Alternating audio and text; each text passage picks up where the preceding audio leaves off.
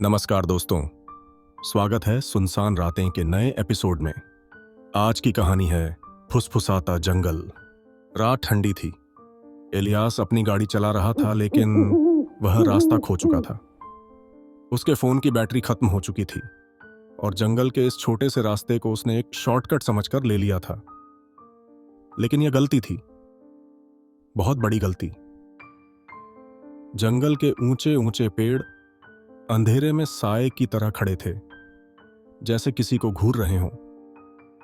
चारों ओर एक अजीब सी खामोशी थी, न कोई चिड़िया, न कोई हवा की सरसराहट, सिर्फ सन्नाटा। तभी अचानक उसकी कार झटके से रुक गई। धत तेरी, अब ये क्या हुआ? उसने गुस्से में कार का डैशबोर्ड ठोक दिया। फ्यूल खत्म हो गया था, लेकिन यह कैसे हो सकता है? उसने तो सुबह ही टैंक फुल करवाया था। तभी उसने सुना एक हल्की डरावनी फुसफुसाहट, वापस जाओ, इससे पहले कि बहुत देर हो जाए। उसका दिल जोर जोर से धड़कने लगा। उसने चारों तरफ देखा। पेड़ों के बीच कोई परछाई हिलती हुई दिखी। कौन है वहां?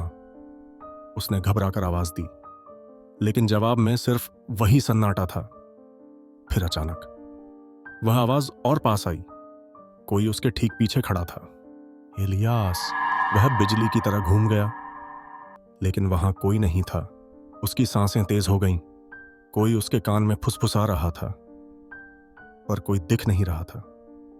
हवा और ठंडी हो गई। पेड़ जैसे हिल रहे थे, जैसे वो भी कुछ कह रहे हों। फिर धुंध धीरे धीरे हटने लगी। इलियास ने देखा कि सामने एक पुराना टूटा फूटा कब्रिस्तान था। उसने एक कब्र पर नजर डाली और डर से उसके हाथ पैर सुन्न पड़ गए। वहां एक नाम लिखा था, इलियास मॉर्गन। तारीख 100 साल पुरानी। फिर अचानक जमीन उसके पैरों के नीचे से खिसक गई। वह चिल्लाया, लेकिन उसकी आवाज घने जंगल में कहीं खो गई। वह गिरता गया और गिरता गया। अंधेरे ने उसे निगल लिया।